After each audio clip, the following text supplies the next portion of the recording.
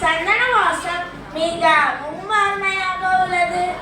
நல்ல சந்தன மனம் வீசும் மலைதான் இந்த கொல்லிமலை. ஆஹா, இந்த மலை எத்தனை அழகுடையதாக இருக்கு. நிறைய நிறைய மூலிகை தாவரங்களும் படர்ந்திருக்கே. இந்த மலையில்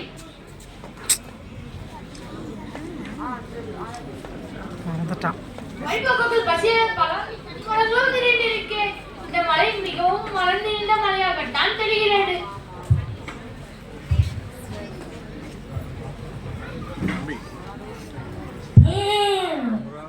எங்கிருந்தோ யானை பீரும் ஓசை கேட்கிறது. யானை நோக்கி ஒரு அம்பு பாய்ந்து வருகிறது. அந்த அம்பு யானையை வீழ்த்தி விட்டது.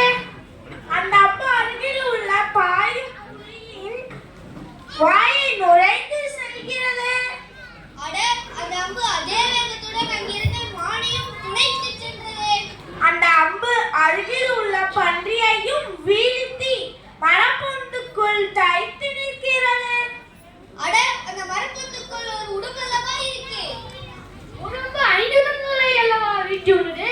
இப்படி ஒரே அம்பில் 5 ரங்களை வீழ்த்திய வீரன் யார்?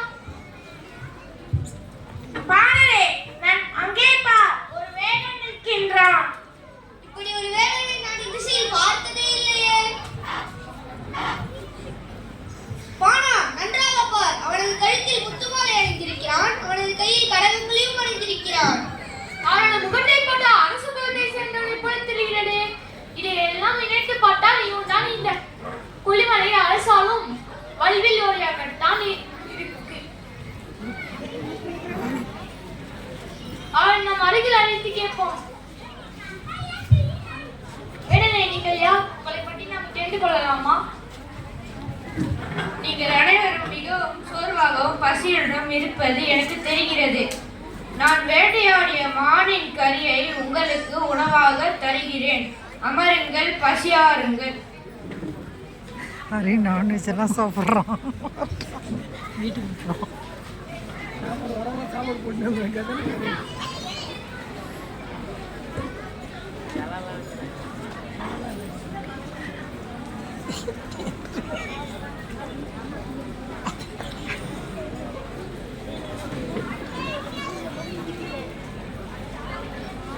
பாணர்களே, இசைக்கருவியை முழங்குங்கள். மலையணி குன்றத்துக்கிறவன் நாளும் இளையணி யானை இறப்போர்க்கு ஈயும் சுடர்விடும் பசும் பூன் சூர்பு அமைமுன். பாடல் பாடி என்னை மகிழ்வித்தமைக்கு நான் வணங்குகிறேன். இந்தாருங்கள், வேட்டையின் போது அவன் கொண்டு வந்த செல்வங்கள்.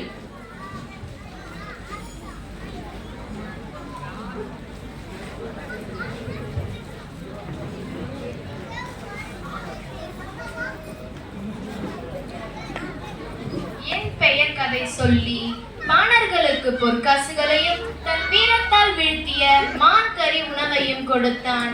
தனக்கின்றி எதுவும் வைத்துக் கொள்ளாமல் பிறருக்கு கொடுக்கும் கொடைத்தன்மை அல்லவா தெரிகிறது. காட்சி 2. அரசே, தங்களின் பணிப்பெண்கள் வழங்கிய இந்த நீரிநிற மணிமாலைகளை பார்த்துதான் நாங்கள் இங்கு ஆடவும் பாடவும் வந்தவர்கள் என்பது நினைவுக்கு வருகிறது. தாங்கள் தேடி சென்ற நீல வண்ண மணிகளை வெள்ளி கம்பிகளால் கோத்திருக்கிறார்களே, தங்களின் அரண்மனை பணிப்பெண்கள். நீல நிற மாலையை அணிந்து கொள்ளுங்கள். குடும்பத்துடன் இந்த யானைகளை அழைத்துச் செல்லுங்கள்.